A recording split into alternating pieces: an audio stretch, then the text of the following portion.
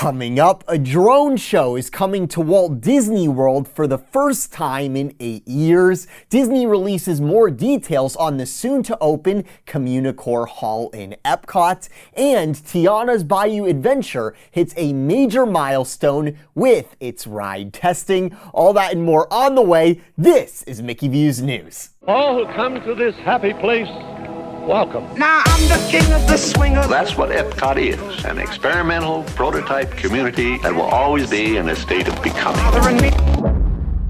First up in the news today, you may recall I told you guys about this weeks back that Disney was amidst testing a drone show, possibly using the nighttime entertainment company Dronesos, who recently debuted a show out at Disneyland Paris that Walt Disney World's president saw and got him interested. Well, that rumored drone show for Walt Disney World is no longer a rumor. Disney has announced that starting on May 24th and continuing through September 2nd, drones will take to the skies above Lake Buena Vista at Disney Springs for a limited run nighttime show called Disney Dreams That Soar. Disney says the drone show will showcase Disney stories celebrating the joy of flight with state-of-the-art drones choreographed to create designs in the sky, paired with a soaring musical score and memorable movie quotes.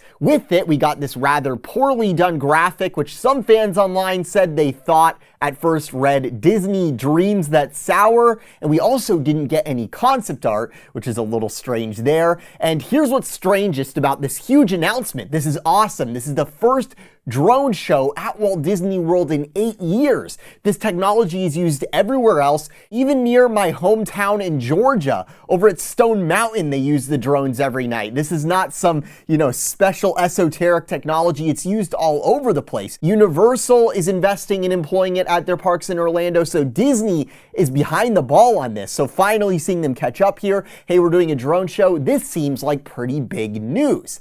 The weird thing is that Disney didn't even announce the drone show on their blog as a standalone announcement. In fact, the announcement here on the Disney Parks blog, it's buried inside of a listicle about fun things to do at Disney this summer. On the Disney Parks Instagram account, Disney chose to announce a drone show coming to Walt Disney World by posting this photo of the Disney Springs water tower with a generic font reading Disney Summer Plans. Only those who opened the post and read the text caption under the photo discovered there's a drone show coming to Walt Disney World. Even stranger, on Disney's media server, where the media outlets, they get all their news and post it online and send it out and put it in the newspaper and all of that, there's no press release issued about a drone show coming to Walt Disney World. And mind you, this is a project that they've been working on for an entire year. There's been a lot of work that's gone into this, but you will find press releases for random people's birthdays, random celebrities going to Walt Disney World. Very, very strange stuff. The main way fans found out about this huge announcement was through third-party news outlets like Mickey Views posting about it on social media as well as on our website. So I think what this signaled to fans who are in the know is don't have high hopes for this drone show.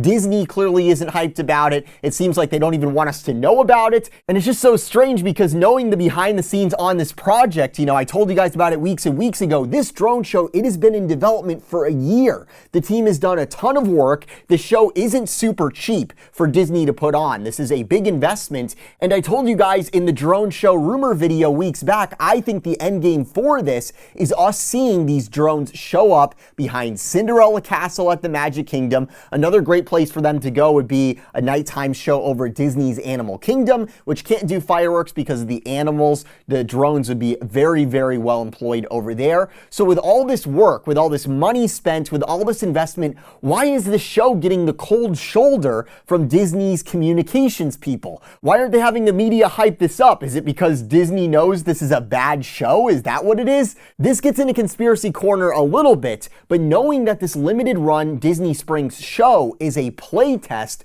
for the drone technology for future use across the Walt Disney World Resort and chiefly at Walt Disney World's theme parks. Knowing that Disney is going to base future decisions about this technology off of the survey data that they collect from guests when they head over to Disney Springs to check this out, I wonder if there is someone in charge of the money at Disney who would rather save money and get a bonus than this drone show be a smash hit with fans, garnering huge crowds, necessitating further major investment in making this a permanent mainstay at Disney Springs, at their major theme parks domestically. And to that end, they are doing bare minimum announcements, low budget graphics, and hoping this thing just fizzles out. I could be totally wrong. It could just be since Disney Springs is not a ticketed park, they don't want to advertise stuff there too much since it isn't directly monetizable. But you know, they do monetize Disney Springs pretty hard. How many times have you gone to Disney Springs and not spent 1 penny? Probably not many times. Usually you end up going to eat somewhere or buying something. Whatever the case, I think the reason they're doing this at Disney Springs is because it's outside of the flight restriction area, the FAA TFR, and there's a sectioned off area of a paved lot right by the water where they can easily launch drones right over Lake Buena Vista. There's no chance of a drone getting near guests, so this is an easy place to test the technology like they did back in 2016 where they saw mixed results. So here they're going to test it again and see how American guests respond to this technology before Disney's live entertainment goes through the hoops of having to draw up plans, file waivers for the FAA, getting Disney's lawyers on board, all the logistical challenges, you know, setting up whole new areas behind Disney's theme parks to do drones at the major theme parks in Orlando. So I think that this is a test for that, and before they go through the motions of actually putting the drones in the parks, I think this is where they're testing the technology first, and I think those surveys are going to be pretty pivotal. And by the way, you guys, this is not the only nighttime entertainment that is in the works right now. I've told you guys previously, I said it in the drone show rumor video, and I've also said it on X. I've been hearing that there is a new nighttime parade in development for the Magic Kingdom at Walt Disney World. And by development, I mean that they are planning it out right now. Will it be green lit and built? I don't know about that, and it sounds like it's still around like 2 years out or something like that, according to sources, but it is most definitely in the works. So nighttime entertainment enjoyers at Walt Disney World have a lot to look forward to here, including this drone show coming to Disney Springs this summer. Be sure to head over and check it out and fill out that survey if you end up receiving one, because that may play a major role in the future use of drone technology at Walt Disney World here. Also in the news today over at EPCOT, in the same bizarre Disney Parks blog article I was telling you guys about earlier, buried even deeper in the summer fun listicle is new details about Communicore Hall and Plaza. Most importantly, Disney says that starting June 10th, you'll be able to stroll through a fully transformed EPCOT. I guarantee you there will still be walls somewhere in EPCOT on June 10th. And if you've been following some of the info we've been exclusively reporting over on MickeyViews.com about Test Track, it appears that even more walls are going to be going up at EPCOT this summer. So don't count on there not being walls in EPCOT. There will be. But what I think Disney means here is that that new building, which is half an indoor space and half a partially covered outdoor space, the Communicore building, walls will be going down at Communicore by June 10th. So what will be inside? Well, the indoor portion, Communicore Hall, will be home to EPCOT festivals and the Mickey and Friends character meet and greet location. The outdoor stage portion, Communicore Plaza, we have some brand new details on, as beginning on June 10th and running through September 7th, there will be a new limited time show celebrating Walt Disney Animation Studios Encanto. And this sing-along featuring characters from the film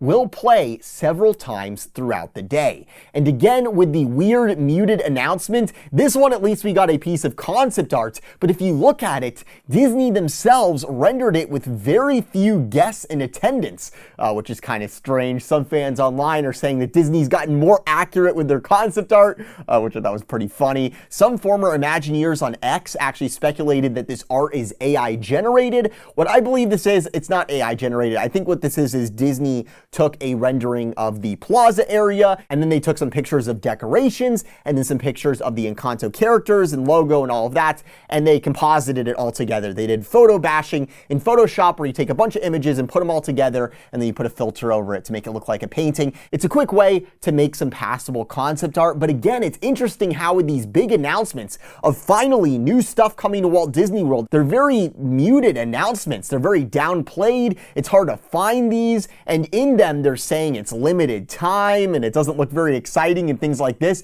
It could be Disney's just trying to manage our expectations. Let me know what you guys think the deal is here. Before we get over to the big ride testing milestone over at Tiana's Bayou Adventure, there is one more piece of news over at EPCOT, as National Geographic has announced a new series is premiering on April 29th entitled EPCOT Becoming, which they say will showcase the reimagining of EPCOT for a new generation. Watch as Walt Disney World Resort teams rise to the challenge of bringing the constantly evolving park into the future. I have to say, this is going to be very interesting to see in terms of how they manage to pan it and rewrite the history and the narrative, because as we know, most of what was announced at that really exciting Epcot Pavilion at the D23 Expo back in 2019, it never came to fruition. From the desperately needed Spaceship Earth update, to a Mary Poppins area coming to the UK Pavilion, to the elevated festival building,